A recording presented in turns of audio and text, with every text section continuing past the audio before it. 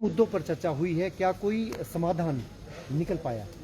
देखिए कल हिमाचल प्रदेश संयुक्त कर्मचारी महासंघ की नई कार्यकारिणी जो बनी है वो उसके सदस्यों के साथ कल जो है हमारी अनौपचारिक भेंटवार्ता मुख्यमंत्री से हुई है।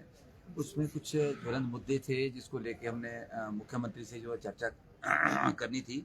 कल देर शाम पूरी कार्यकारिणी हमारी मिली है। उसमें हमने सबसे पहले जो ज्वलंत मुद्दा था हमारा, उसमें हमने बात की जो सैलरी का एक इशू है जो बड़ा एक नेशनल इशू बन रहा है, उसको लेके हमने मुख्यमंत्री के समक्ष सारी बात कही है कि एक बिना मतलब का एक बहुत बड़ा एक चर्चा का बिंदु है। इसको मुझे लगता है कि ख़त्म किया जाना चाहिए और सैलरी आज भी देनी है, परसों भी देनी है, तो उसको लंबा ना कीजिए। तो उसमें कुछ मुख्यमंत्री ने अपनी जो मजबूरियाँ और जो बातें कही है उसके तरफ उन्होंने कहा कि 1 या 2 दिन का बात है, कोई लंबी बात इसमें नहीं है। और फिर हमने एक बात उसमें और भी कही कि कर्मचारी जो है अपने वेतनमान पे निर्भर रहते हैं और उनका ईएमआई और जो किस्तें वो जानी होती है, इसलिए कर्मचारी ज़्यादा परेशान है। ऐसा कोई हमें विश्वास नहीं करने वाली बात नहीं है कि तनख्वाह नहीं मिलेगी, तनख्वाह डेफ़िनेटली मिलेगी जब काम किया है। तो उन्होंने बोला सब चीज़ों का समाधान होगा, आप 1 दिन का इंतज़ार करिए, आपके खाते में तनख्वाह पड़ेगी। वो एक चर्चा हुई, उसके बाद और कई मुद्दों पे चर्चा हुई है, जिस तरह से सचिवालय का जो गतिरोध बना हुआ है। कब तक ये सैलरी के लिए उन्होंने कब तक कहा? क्योंकि एक तय होता था, पहली बार ऐसा हुआ है कि सैलरी अब तक नहीं आई है। इसका संदेश गलत जा रहा है। अब तो कोई भरोसा कर्मचारियों पे भी नहीं करेंगे। प्राइवेट सेक्टर से, गवर्नमेंट सेक्टर बिल्कुल, में क्या बिल्कुल करेगा? हमारे संगठन ने 2 टूक शब्द में ये बात कही है मुख्यमंत्री को कि बड़ा गलत संदेश इससे जा रहा है, कर्मचारी निराश है, सैलरी उनके काम के बदले में मिलती है, मिल जानी चाहिए उन्हें और 1 तारीख को मिल जानी चाहिए थी। तो उन्होंने कहा 1 या 2 दिन की बात है, आप इंतज़ार करिए, ऐसी कोई निराश होने वाली बात नहीं है। तो हमने उस बात को माना, पर जो मेन बात थी जिसको लेके महासंघ ने बहुत ज़्यादा पहल की है, जो एक बहुत बड़ा एक चर्चा का बिंदु है, वो सचिवालय कर्मचारियों का जो गतिरोध है, उसको लेके हमने माननीय मुख्यमंत्री से बहुत डिटेल में बात की। हालाँकि शुरू में इस बात को लेके बहुत एडमेंट माननीय मुख्यमंत्री दिखे। उन्होंने बहुत सारी बातें कही कि उस बात को छोड़ दो, उन्होंने सारी सीमाएँ लांघी है, बहुत सारी बातें हुई है। हमने पूरे हमारे जो संगठन था, शिष्टमंडल था, हमने ये बात कही कि माननीय मुख्यमंत्री जी, जो हुआ वो दुर्भाग्यपूर्ण है। हम इस बात को मानते हैं। हालाँकि भाषा शैली थोड़ी-सी जो है वो लाइन से बाहर थी, ट्रेड यूनियन वाली भाषा नहीं थी, उसमें कुछ गलतियाँ हो सकती थी।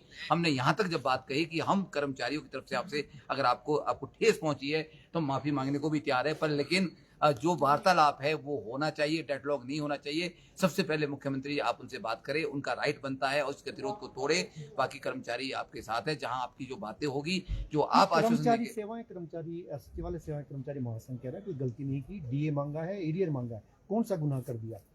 जनरल देखिए हाउस होता है अवकाश के समय में होता है, जिस टाइम लंच आवर होते हैं। कौन-सा गुनाह कर दिया? देखिए, ये बात हमने भी कल ज़ोर देके कही है कि कर्मचारियों की माँगें हैं। हमने ये भी कहा कि जो उन्होंने ये पूछा कि कितना कौन-सा महासंघ है, कितने महासंघ हैं? हमने उनको कहा कि ये एक ऐसा महासंघ है, जिसमें सभी बोर्डों के, निगमों के, टीचर्स, कॉलेज, यूनिवर्सिटी सभी इसमें समाहित है। ये हिमाचल प्रदेश के अंदर लगभग 5 लाख कर्मचारी और पेंशनर्स का जो ये महासंघ बना हुआ है। तो हमने एक बात उनसे ज़रूर कही है कि उन्होंने भी अपनी बात कही है, जो वो बात बिल्कुल सटीक बात है, वो माँगे हम आज नहीं उठा रहे। ये जो महासंघ का जो गठन हुआ है, इन्हीं माँगों के लिए जो डी है, एरियर्स है, वेतन विसंगतियाँ हैं, 4-9-14 है, ये सारी बातें मुख्यमंत्री से हुई है। लेकिन जो आप कह रहे हैं थोड़ा-सा माँग करने और किसी के ऊपर छींटाकशी करने में थोड़ा-सा अंतर होता है। हम अपनी बात को रखें, बड़े स्ट्रॉन्ग तरीके से रखें, उसको मजबूती के साथ रखें, पर किसको क्या मिलता है, किसके साथ क्या हो रहा है, उन चीज़ों में शायद कर्मचारियों को नहीं जाना चाहिए था, नहीं जाना चाहिए। वो कुछ जो बातें हुई है, वो बातें बाद की बातें हैं, पर लेकिन हम एक बात का ज़रूर हम प्रयास कर रहे हैं कि गतिरोध टूटे, मुख्यमंत्री डायलॉग पे आए, बात करे, क्योंकि हर बात का समाधान डायलॉग से होगा। हमने ये भी बोला कि वो आपका परिवार है, परिवार का मुख्य है, हम सबके मुख्य है, उनके भी मुख्य है। और परिवार में किसी सदस्य से गलती भी हो जाती है, तो उसको माफ़ किया जाना चाहिए, उसको उसके साथ बात की जानी चाहिए। ऐसा नहीं हो कि बात ना हो, पर लेकिन उन्होंने फिर भी कहा कि मैं 11 और 12 को यहाँ नहीं हूँ और 13 तारीख को आप आइए, आपके साथ विस्तृत बात करेंगे, इसके ऊपर तो चर्चा बातचीत करेंगे। आपके साथ होगी कि सचिवालय सेवाएँ कर्मचारी महासंघ के आंदोलन तो उन्होंने कर रखा है। देखिए, पहला हक उनका बनता है, हमने कल ये बात कही है। पहला हक उनका बनता है, जो बोल रहा है उसकी बात को सुना जाए। हम सिर्फ़ एक मध्यस्थता वाली बात कर रहे थे, हमने एक मध्यस्थता का प्रयास किया है, उस बात को आगे बढ़ाएँगे। बाकी वर्मा जी आपसे बात करेंगे, वर्मा जी ने भी कल बड़े विस्तृत इस बात पे जोर दिया हुआ है। क्या कोई समाधान निकलने की कोई गुंजाइश निकली है? सीएम ने आश्वासन क्या दिया? इसमें हमें लग रहा अभी तो कल की वार्ता से तो अभी हम कह नहीं सकते कि कुछ समाधान इतना जल्दी आएगा, पर हमारी कोशिश ये रहेगी कि हम बोल रहे हैं जो लोग जिन्होंने मांगे उठाई हैं, वार्ता तो उन्हीं से होगी, तो उनके साथ वार्ता की जाए और जो मुद्दे उन्होंने उठाए हैं उस पर चर्चा की जाए और जो डेडलॉक बना है उसको तोड़ा जाए। तो उम्मीद है जैसे सीएम साहब ने कहा कि अभी सेशन में भेजी है, 13 को मीटिंग देंगे, तो होपफुली 13 या उससे पहले कोई बात तक नहीं बुलाएं, या नहीं बुलाएंगे तो 13 की मीटिंग होगी, उसमें दोबारा से उसकी चर्चा करेंगे। ओपीएस आपके बिजली बोर्ड को नहीं मिल पाया और उस मुद्दे पे भी क्या कोई कल बातचीत हुई?